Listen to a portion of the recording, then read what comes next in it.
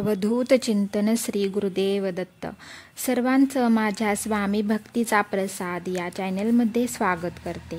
स्वामी कृपेने सर्वांच्या चांगल्या इच्छा स्वामी महाराज नक्की पूर्ण करो आणि सर्वांना स्वामी अनुभवाची प्रचिती येवो हीच स्वामींच्या चरणी प्रार्थना करते. आणि आजच्या अनुभवाला दादांच्या शब्दात सुरुवात करूया.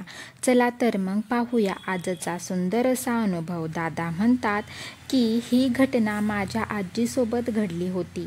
माझी आजी ही स्वामी महाराजांची खूप मोठी भक्त होती. सतत तिच्या तोंडात श्री स्वामी समर्थ असायचं. सतत जप करायची. त्यामुळे आमच्या घरातील वातावरण अगदी शांत असायचं. जेव्हा आजीचा अनुभव आम्हाला सांगत होती तेव्हा तिच्या अंगावर शहारे आले होते. एकदा असंच दुपारची वेळ होती. तेव्हा घरामध्ये फक्त आजी होती आणि बाकीचे आपापली कामे करत होती. तेव्हा अचानक दाराबाहेर कोणीतरी आले आणि आजीने बाहेर येऊन बघितलं तर अचानक एक दुकानाजवळचा मुलगा आला होता. तो आजीला म्हणाला, तुमच्यासाठी फोन आला आहे, लवकर चला, फोन चालू आहे. आजी लवकर गेली आणि फोन घेतला. नंतर फोनवरून आवाज आला की आजी तू लवकर ये, दादाला बरं वाटत नाही. आजीने जास्त वेळ न लावता लगेच निघाली. दादा म्हणजे आजीचा भाऊ होता. आजी 2 तासांनी तिथे पोहोचली. नंतर घरी परत यायचं तर रात्र झालेली. पण आजीने काहीतरी कोणाचं तरी ऐकलं नाही. पण काहीतरी कारण सांगून तिथून निघाली. रात्रीच्या 7 वाजल्या होत्या. या दरम्यान नंतर एका बसने ती आजी घराजवळ थोड्याच अंतरावर पोचली. वाटेत तिला शेतातून पुढे जायचं होतं. मोठमोठा ऊस लागला होता शेतात. त्या ऊसाच्या शेतातून तिला कोल्ह्या कुत्र्यांचा आवाज येत होता. तिच्या मुखात सतत स्वामींचे नाव होते. अचानक तिला एक किंचाळी ऐकू आली. पण त्या आवाजासोबत बाकीचा आवाजही तिथेच बंद झालेला. सर्वत्र शांती पसरली. काहीच कालवा नव्हता. ती किंचाळी पण थांबली होती.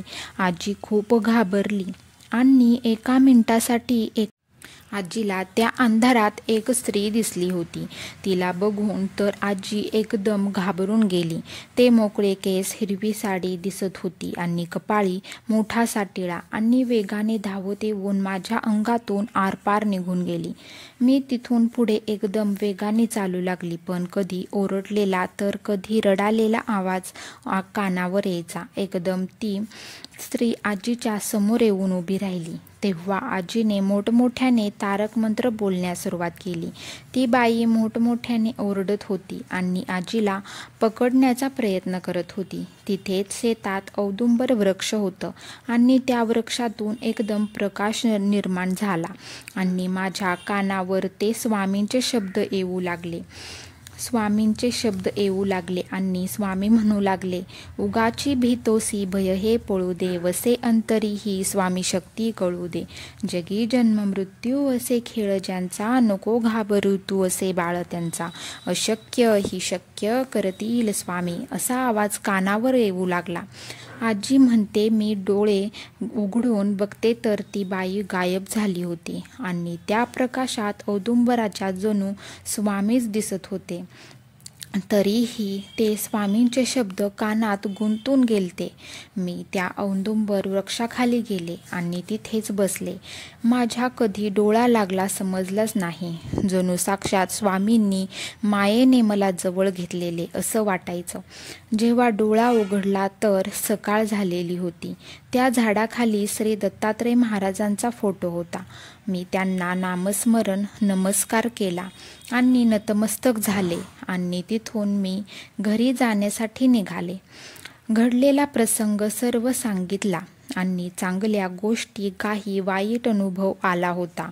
पण स्वामींनी तिला त्यांची प्रचिती दिली त्यातच आजी खूप खुश होती. बघा, ज्यांच्या मुखी स्वामींचे नाव तिथेच भयाचे काय काम. आणि स्वामी म्हणतात, जो कोणी नामस्मरण करतो त्याच्या अवतीभोवती सुरक्षा कवच निर्माण होतच असतं.